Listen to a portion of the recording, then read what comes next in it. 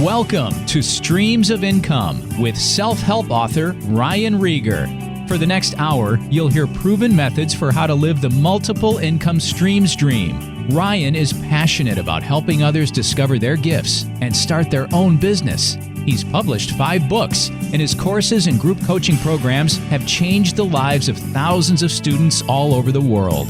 Ryan's books include Private Label, The Easy Way, Finding Your Grace Place, and his latest, Streams of Income. And now, here's your host, Ryan Rieger. Hey guys, welcome back to the Streams of Income radio show. I'm your host, Ryan Rieger.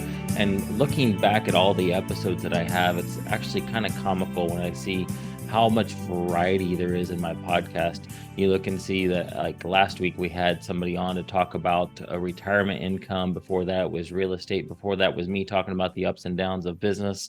And I'm going to be preaching again.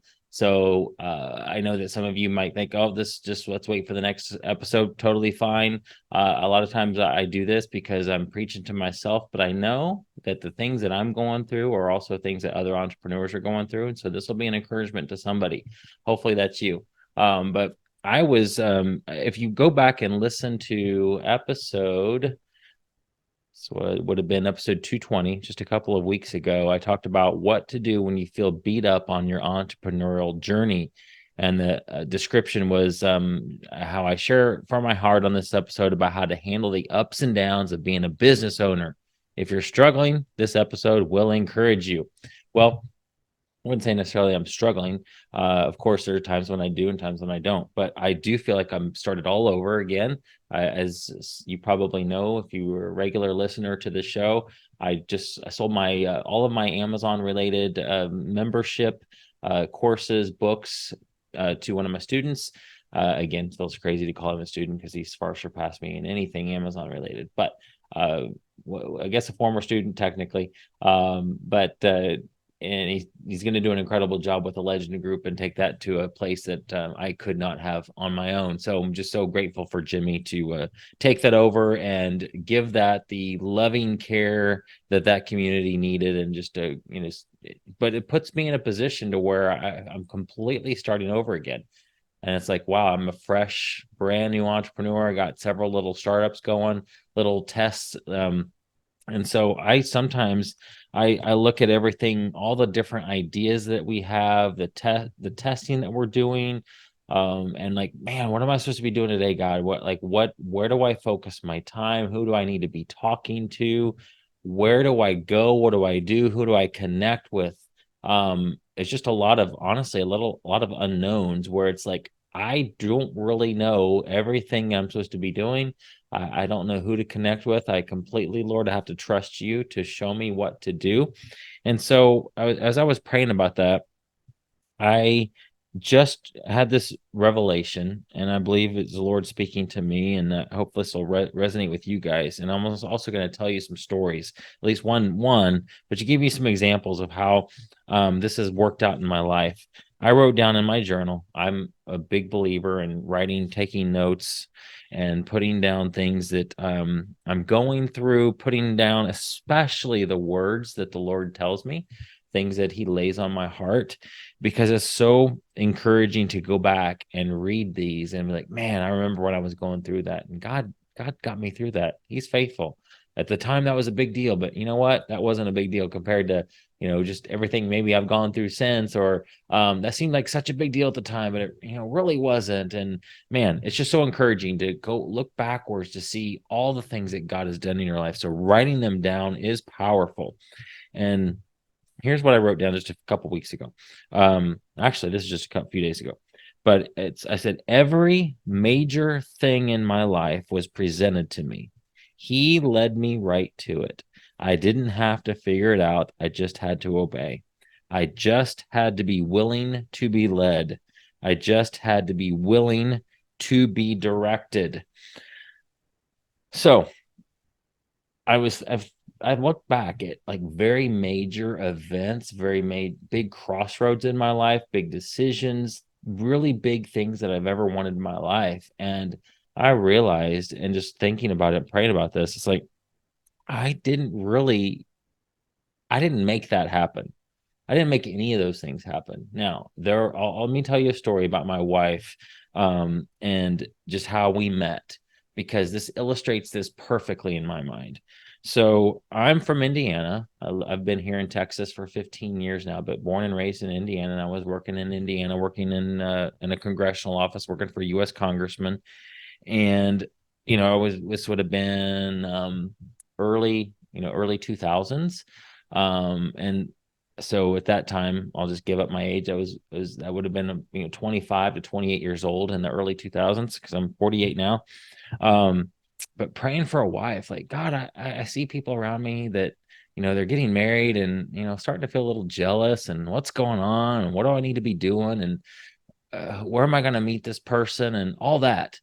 So at that same time, I felt prompted to reach out to various ministries, church related ministries, to let them know that there was a guy in Congress that cared about what they cared about. And if they ever need anything, if they ever had questions about legislation, or just wanted to let their voice be heard, we were here for them.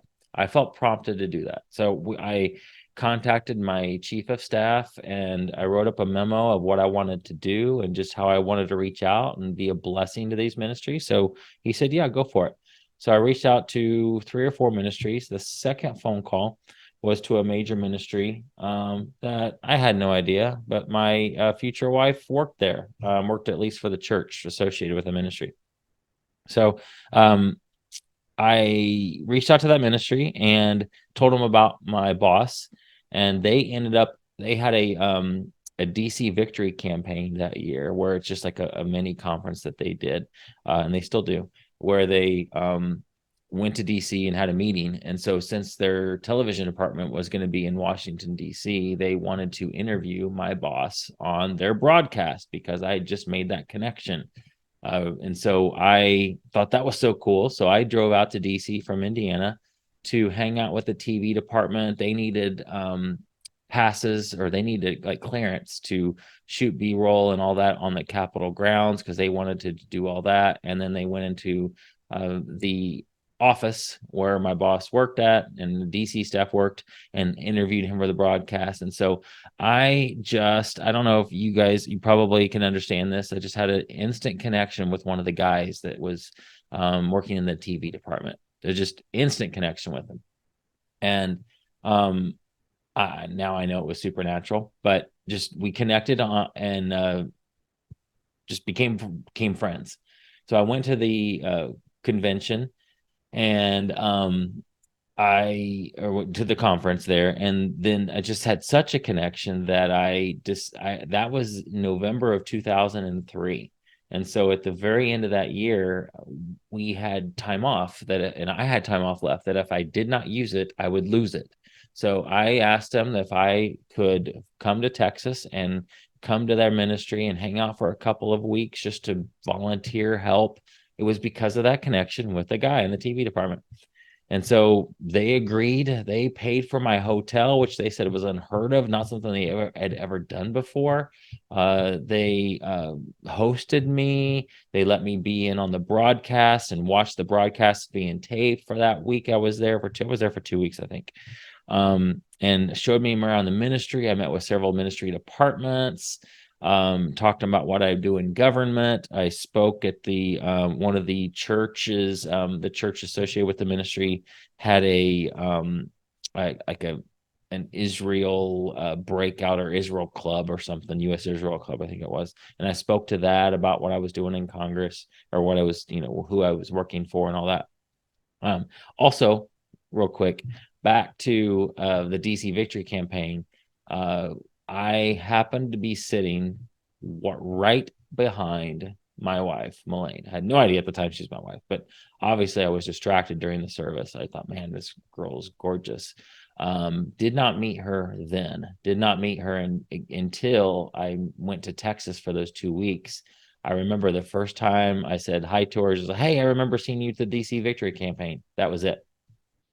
But because of my incredible connection with the guy in the TV department, I wanted to come back the next year in 2004 to their convention that they do in end of July, beginning of August every year. So I did that, and happened to be sitting right in front of my wife in that convention. Not coincidence. I finally asked her out the night before for breakfast the next day, and because I was leaving that next day, I should not have waited, because she could not have done that because she had to host early morning prayer. And so we exchanged emails, and I connected with her over email, and we just had a communication over email for the next few months. And then I went back to the DC Victory campaign in 2004, and we finally hung out, had our actual quote first date. And so the rest is history. But let me tell you this. I did not do anything to make that happen. Now, I was prompted. I followed a prompting. So in a way I did, but I could not have orchestrated that. God put me right behind her.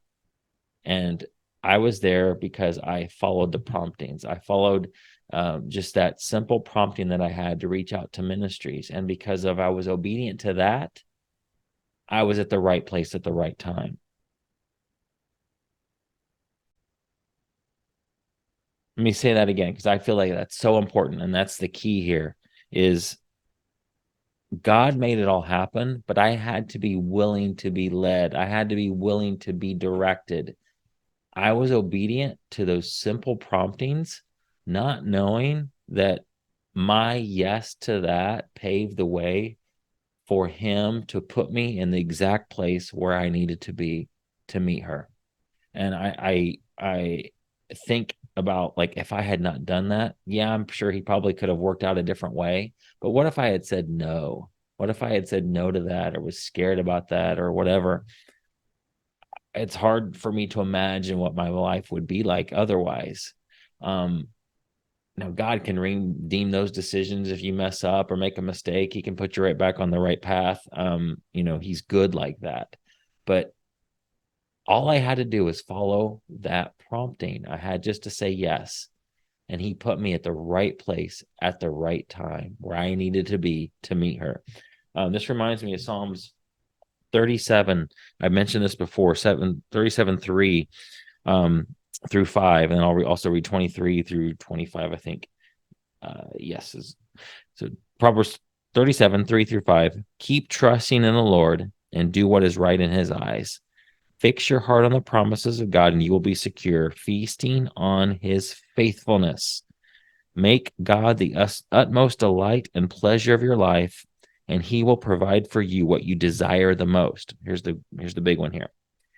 This is in the Passion Translation, give God the right to direct your life. And as you trust him along the way, you'll find he pulled it off perfectly. Man, I look back at that time, and there is just no way I could have orchestrated that all on my own. I could not have thought about that. God did it all. I had to, yes, operate in faith. By faith, I had to reach out to these ministries, not knowing that it was setting me up to meet my wife at all. I just followed a simple nudge that I had in my heart to do that. And it led me exactly. It put me exactly where I needed to be at the right time. Read that verse again. Give God the right to direct your life. And as you trust him along the way, you'll find he pulled it off perfectly. And in that same chapter, verse 22, verse 23, the steps of the God pursuing ones follow firmly in the footsteps of the Lord. And God delights in every step they take to follow him. I think other verses or other translations say the steps of a good man are ordered by the Lord. And then in Psalms, and the next verse says, if they stumble badly, they will still survive, for the Lord lifts them up with his hands. But as I look back at that decision, and I look back at like my business journey, like when I moved here from Indiana after losing that political campaign in 2008, I didn't have a job, but God had it all lined up for me. He had the furniture business, and then he led me right to that. He led me then to meeting Jim Cockrum, and then how that turned into like tons of different opportunities to partner with him. It turned into books and courses. And then I launched the Legends Group, which started a 6-year journey of owning a membership community. I was led to my business partner who I started that with, and just having a conversation. Like every major thing, and even little things, God cares about the little things too. Every major thing, God led me right into it. He put me right there at the right place at the right time. Now, yes, it doesn't mean that I was able just to sit around, be lazy, do nothing, and God brought me my wife, like sitting on the couch eating Cheetos, and she knocks on the door trying to sell me something. No, it didn't happen that way. Not that it couldn't, but typically, at least in my life, is God will lead me somewhere. He will prompt me to do something, and I'm right on the path that he wants for me. And so why I wanted to say that is that I know that, and maybe I'm just preaching to myself here, but this journey that I'm on with selling a business and now feel like I'm starting over, I can see where God has led me to this. I knew I was supposed to sell the business.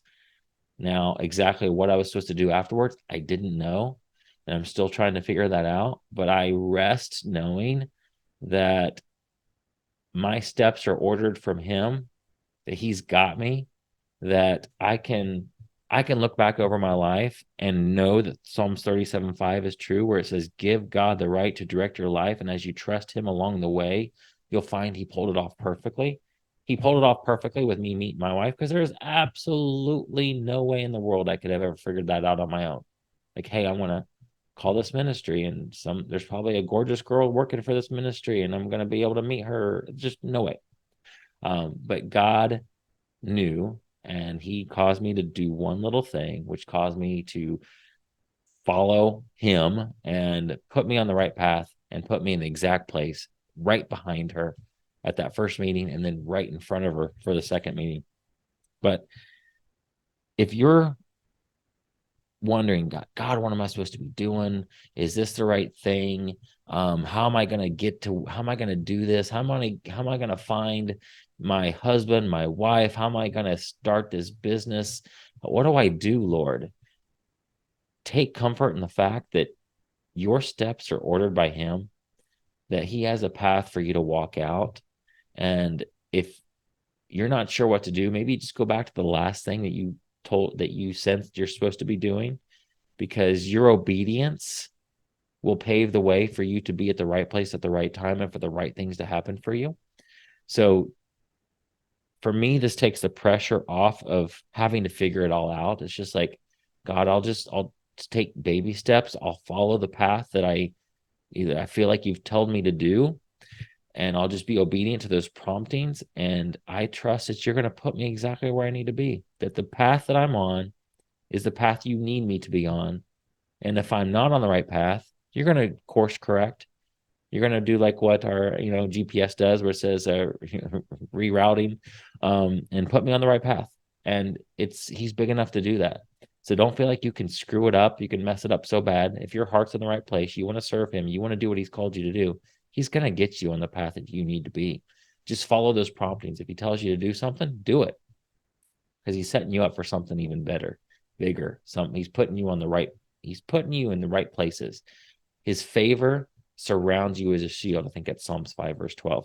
And so that favor will open up crazy doors for you. It has for me. And it's just the things that have happened in my life and my business, they could not have happened otherwise. And I cannot explain them other than the favor of God and him putting me at the right place at the right time. Now, that's not me being lazy and just, it's all God. God's got it all, and he's going to do it all for me. No, I had to be obedient. I had to walk the path. God can't steer a parked car.